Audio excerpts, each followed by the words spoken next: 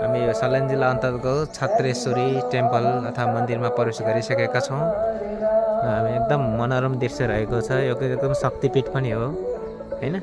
हाम्रो यो हैन संस्थापक हुनुहुन्छ हाम्रो यो नागा बाबा श्री श्री 108 प्रेमगिरी ज्यू महाराजबाट बनाएको उहाँको संस्थापक हुनुहुन्छ मन्दिरको। समाधि मिति 2066 3 महिना 17 गते है। ल हेर्नुहोस् यो मेन मन्दिर मूल मन्दिर यो रहेको छ हाम्रो छत्रेश्वरी शक्तिपीठ हैन। छत्रेश्वरी शक्तिपीठको मूल मन्दिर रहेको छ यो। ओम सँगसँगै भवन त्यता रहेको छ भने हाम्रो पिशासेश्वर महादेवको मन्दिर यता छ। यज्ञशाला हामीले हेर्न सक्नुहुन्छ। हामी यज्ञशाला यतातिर छ हैन।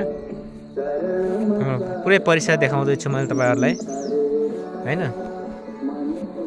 विभिन्न शिवलिङ्ग रहेको छ। साथै एकदम मनोरम जङ्गलको बीचमा रहेको छ मन्दिर हैन। अर्को शिवलिङ्ग विभिन्न देवी देवताका मन्दिरहरू मठ मूर्तिहरू रहेका छन् यहाँ हैन। एकदम मूर्ति रहेका छन्। एकदम रमणीय वातावरण जङ्गलको बीचमा रहेको छ। हाम्रो यो राप्ती राजमार्गदेखि लगभग 5 किलोमिटर उत्तरतर्फ रहेको छ यो। एकदम मनोरम दृश्य देख्न सक्नुहुन्छ मन्दिर परिसरको। एकदम शक्तिपीठ छत्रेश्वरी माईले सबैको रक्षा गरून्। एकदम देख्न सक्नुहुन्छ।